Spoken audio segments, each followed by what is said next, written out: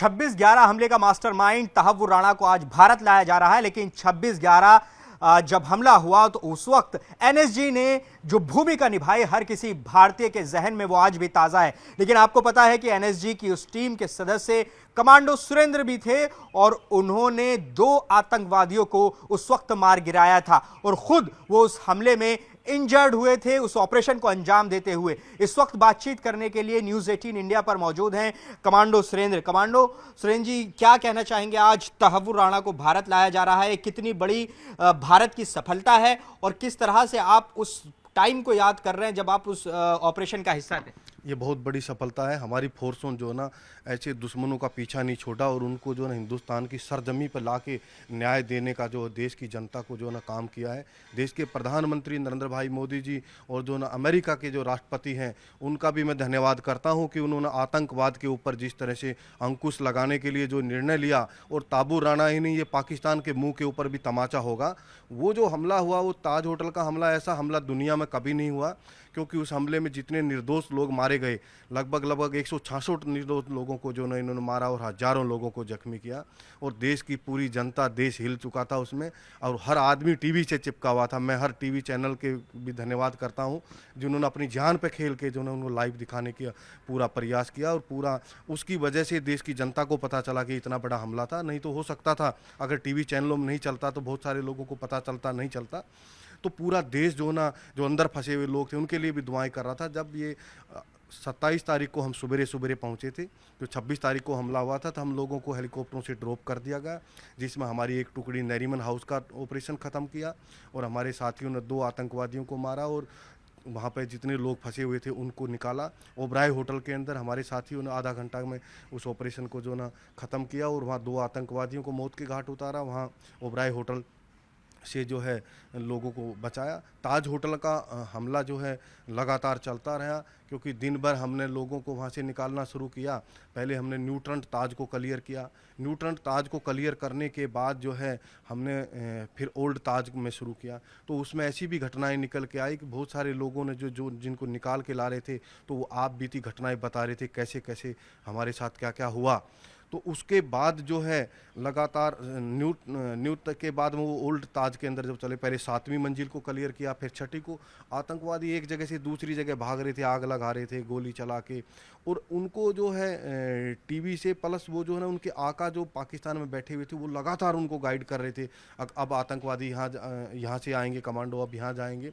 तो उस बीच में एक पाकिस्तान से फ़ोन आता है। पाकिस्तान से जो फ़ोन आता है, उस फ़ोन के आने के बाद में बताया गया कि 200 कुछ कमरा नंबर के वहाँ से जो है ना हम लोगों को निकालो, और एक महिला रोने लगी। जब वो महिला रोने लगी तो उन्होंने जो बाहर से हम लोगों को मैसेज दिया कि आप उस नंबर से निकाल के लाइए। तो हमारे टीम कप्तान जो है ना मेजर उन्नी कृष्णन साहब थे। 20 आदमी की एक टीम होती है और 5 आदमी की एक हिट होती है। 5-5 आदमी की हिट जो है ना ऑपरेशन को लड़ती है एनएसजी की। तो जब वहाँ जाने लगे तो ओल्ड ताज का जो सीढ़ियाँ बनी हुई हैं, उन सीढ़ियों के जब बीच में चढ़े, नीचे से चढ़ना शुरू हुआ, तो चारों तरफ से आतंकवादियों ने फायरिंग शुरू कर दिया, गोलियां चलाना शुरू कर दिया। उसमें हमारे साथी सुनील जोधा को 7-8 गोलियां लगी। जब वो गिरने लगा सीढ़ियों पे, तो 2 नंबर पे भी सुनील नाम का लड़का, सुनील यादव चला हुआ था, उसने उसको पकड़ा, उसकी हिप में 2 गोलियां लगी। तीसरे नंबर पे मेजर उन्नी कृष्णन साहब थे, उन्होंने हम लोगों को बोला कि भाई आप इनको संभालो, मैं आतंकवादियों को देखता हूँ, और उन्होंने आगे जंप ले दिया। तो आगे जंप ले दिया तो वो जो वहाँ पे आतंकवादियों से लड़ते हुए जो है ना वहाँ वीरगति को प्राप्त हुए, और हम लोगों ने जो है ना उन साथियों को वहाँ से बचाया और उनको मेडिकल के लिए, ट्रीटमेंट के लिए भेजा। उसमें जो है ना फायरचंद साहब भी थे और राजबीर लांबा भी थे। तो कई सारे साथियों को वहाँ पे हमने जो ना कैजुअलिटी हुई हमारी। उसके बाद हम वो वहाँ से आतंकवादी जब उनके ऊपर हमने अटैक किया, एनएसजी एकमात्र ऐसी फोर्स है जो ऑफेंसिव लड़ाई लड़ती है। तो वो आतंकवादी वहाँ से जगह छोड़ के भाग गए। जो जगह छोड़ के भाग गए तो चलता रहा। जब वो MP5 से हमारी से फायरिंग करते रहे तो हम लोगों को लगा कि भाई मेजर साहब जो है ना आतंकवादियों के पीछे लगे हुए हैं, पर जब जहाँ जाएँ वहीं नुकसान हो, क्योंकि रेडियो सेट भी एक उनके हाथ लग गया। 8 घंटे बाद हमने दोबारा वहीं से ऑपरेशन दोबारा चालू किया, तो वहाँ सर्च किया तो वो मेजर साहब की बॉडी को एक पर्दे में लपेट के और एक सोफे के पीछे जो ना उन्होंने शिफ्ट करके चले गए। तो वो मिलने के बाद फिर हमने पूरा ऑपरेशन का जो ना रूपरेखा चेंज किया कि भाई अब तो एक रेडियो सेट भी इनके पास चला गया, टीवी के माध्यम से भी इनको मालूम चल रहा है। तो वहाँ पे टीवी की कार्रवाई को रोका गया और टीवी की कार्रवाई लगभग आधा घंटा बाद 15 मिनट बाद किया गया। तो वो भी जो है ना हमारे लिए अच्छा हुआ। परंतु जो पहले टीवी वाले सब साथियों को, चैनलों को पता नहीं था ना कि उसका फायदा हो, जब जब मालूम हुआ, आइडिया लगाया, मालूम भी क्या होता कि आइडिया लगाएगा कि भाई पहले कैसे सूचना का पता चल रहा है। तो जो बाहर बैठे हुए अधिकारी थे वो पहले सूचना दे रहे थे, तो वो पहले सूचना दे देते थे, तो हम बाद में पहुंचते थे। तो वो लगातार चलते चलते उसके बाद जो है ना फिर हमने लोगों को निकालते रहे।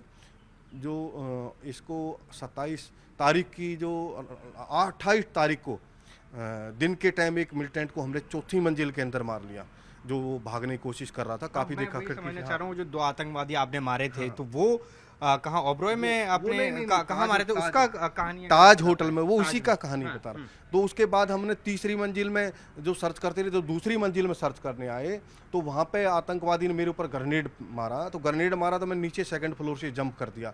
जो जंप कर दिया तो मैं नीचे घुसा, तो बार था। उस बार के मैं आखिरी स्टोर की तरफ गया, तो तब तक मेरे साथियों ने उनके ऊपर, आतंकवादियों के ऊपर हमला वहीं कर दिया दूसरे रूम में। तो वो नीचे सीढ़ियों से जब उतरने लगे तो एक आतंकवादी को हमने सीढ़ियों मार दिया। 2 आतंकवादी सीधे नीचे कूद गए। जो नीचे कूद गए तो वो बार की आड़ में और गेट के साथ में, और मैं अंदर की तरफ। 1.5 घंटा तक मेरी उनकी मुठभेड़ चलती रही। उन्होंने जितना अम्युनिशन था वो फायर करते रहे, मैं भी करता रहा, ग्रेनेड फेंके। तो 1.5 घंटा बाद मुझे जो है ना मेरे अधिकारियों ने पीछे से दीवार तोड़ के निकाला।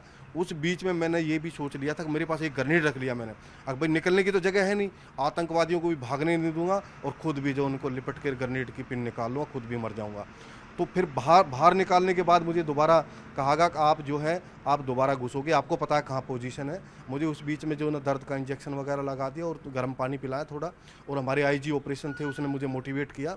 तो दोबारा ये हुआ कि ऊपर से पहले कमांडो एक ग्रेनेड फेंकेगा, ऊपर से 2 ग्रेनेड फेंकेंगे, फिर कमांडो ग्रेनेड फेंकेगा सुरेंद्र, और जब वो धमाका होगा उसके साथ एंट्री करनी है। मेरे साथ 4 कमांडो और मेरी हिट के अंदर थे।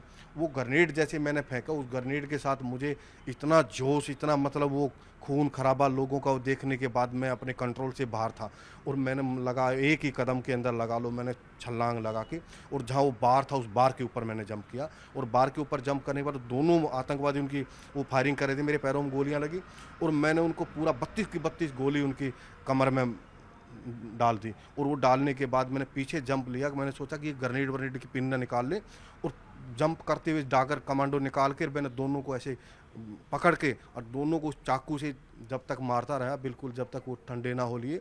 और जब ये, अब वो मेरे चारों साथी पीछे रह गए थे क्योंकि वो भी फायरिंग नहीं कर सकते। परंतु जब हम कमांडो डैगर से या बेनेट फाइटिंग करते हैं तो हम जो है ना नारा लगाते हैं, सर्वदा शक्तिशाली जो है साहस की विजय। तो तब हमारे साथी समझ जाते कि अब फायरिंग बंद, अब तो गुत्थामुत्थी की लड़ाई चल रही है। तो जब गुत्थामुत्थी पे हमारे साथी आए तो उन्होंने फिर उनको निकाला, वो मिलिटेंटों को दबोचा, और मुझे फिर उसके बाद जो ना हॉस्पिटल में जो ना मेरा ट्रीटमेंट चला लंबे समय तक। और मैं जब लड़ने गया था, जिस समय मैं लड़ रहा था, मेरा 3 दिन का बेटा था, मेरी घरवाली भी हॉस्पिटल में थी।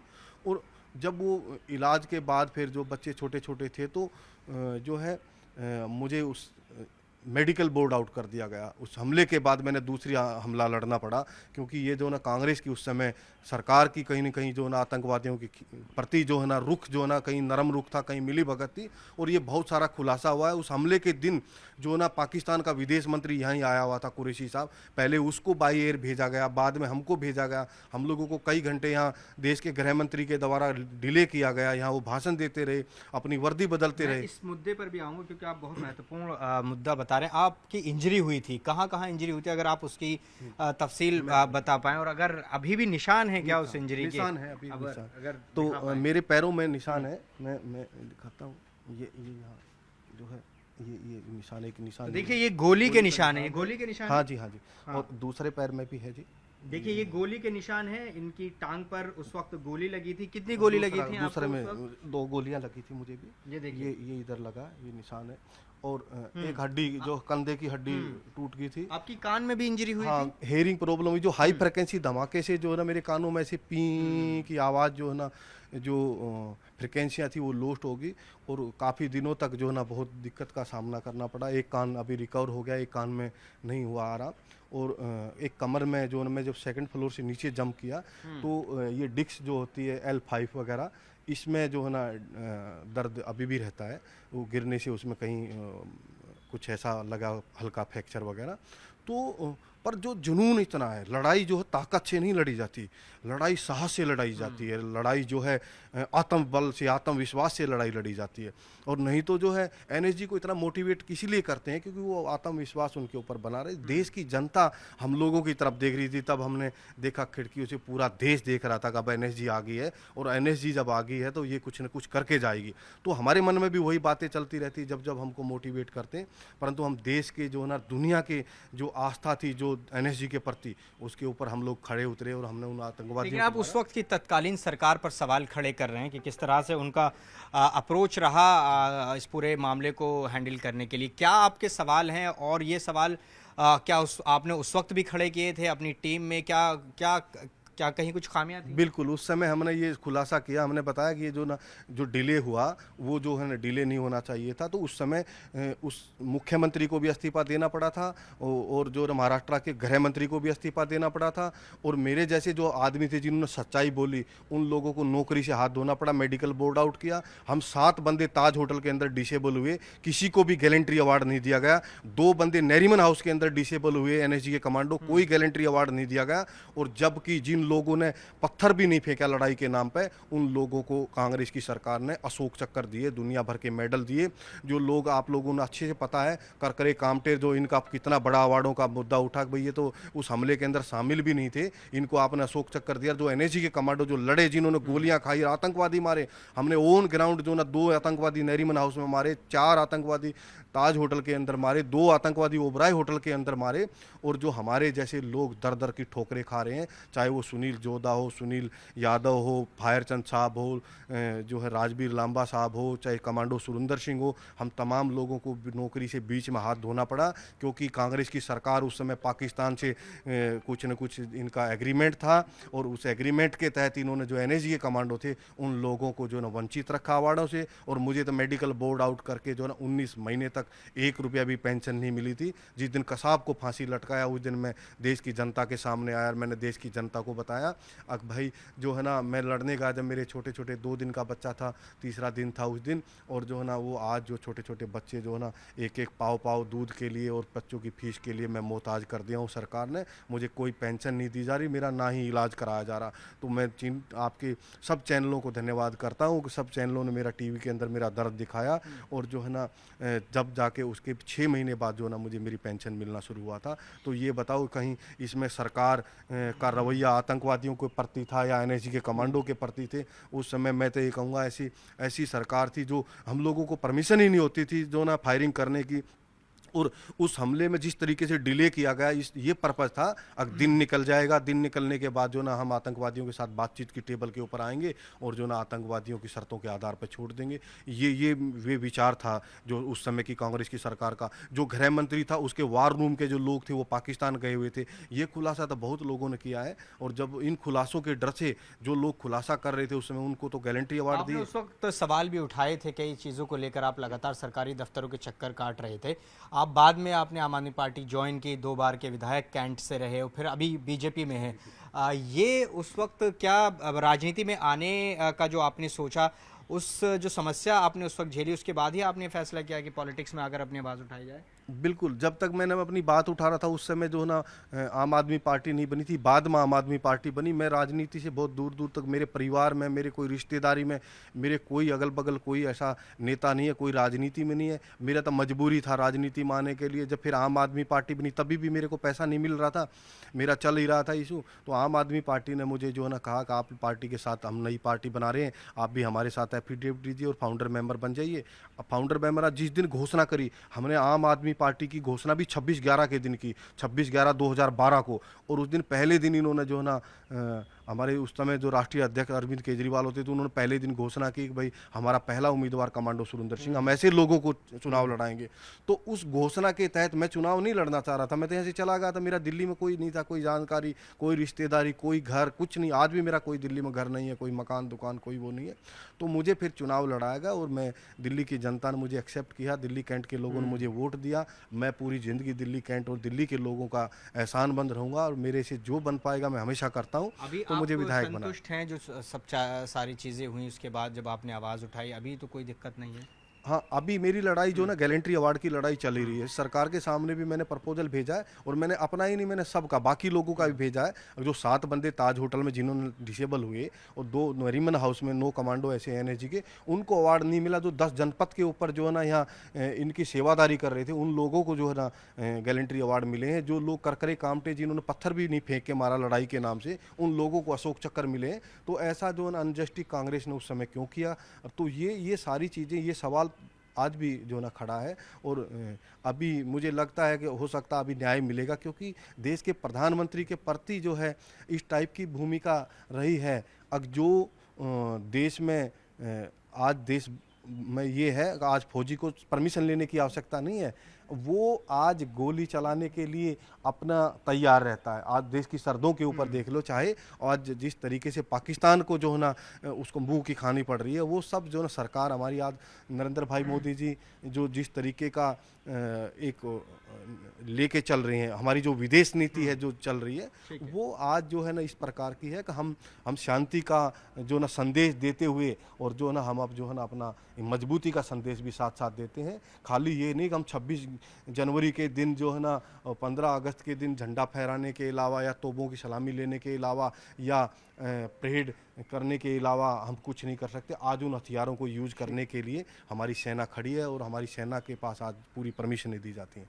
बहुत बहुत शुक्रिया कमांडो सुरेंद्र, जो कि उस वक्त को याद कर रहे थे और उस वक्त की सरकार के ऊपर कुछ सवाल भी खड़े कर रहे थे। लेकिन कमांडो सुरेंद्र ने एक किस्सा बताया कि उनके बेटे 3 दिन के थे, वो अब देखिए कितने बड़े हो चुके हैं। इनके इस कमांडो सुरेंद्र के बेटे हैं हमारे साथ। क्या नाम है आपका और क्या नाम है आपका? मेरा नाम पुलकित है। पुलकित, आप अपने पिताजी की कहानियां तो ज़रूर आपने सुनी होंगी और किस तरह से बहादुरी से उन्होंने लोहा लिया उन आतंकवादियों से।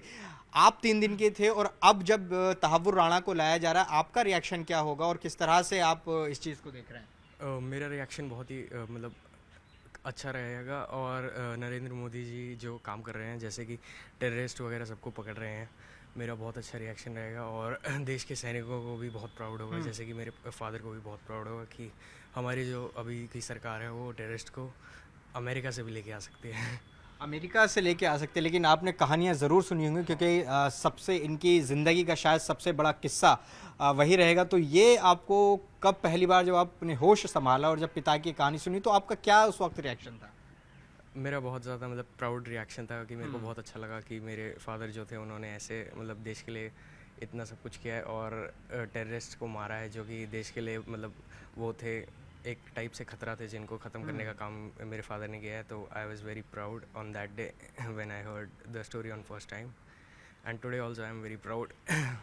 तो देखिए, ये पुलकित हैं, कमांडो सुरेंद्र के बेटे हैं। ये 3 दिन के थे जब 26/11 का हमला हुआ और कमांडो सुरेंद्र अपनी ड्यूटी मुंबई में निभा रहे थे, आतंकवादियों से लोहा ले रहे थे। और अब पुलकित भी बड़े हो चुके हैं। कमांडो सुरेंद्र उस वक्त को याद कर रहे हैं, उस मंजर को याद कर रहे हैं कि किस तरीके से अंदर जाकर होटल ताज में उन्होंने ऑपरेशन चलाया और ख़ुद 2 आतंकवादियों को मार गिराया था। तो ऐसे में आज भारत के लिए निश्चित तौर पर बहुत बड़ा दिन है। तहव्वुर राणा को जब भारत लाया जा रहा है, मास्टरमाइंड 26/11 हमले का, अब जब भारत की एजेंसियां उसे उसके किए की सजा जरूर दिलाएंगी।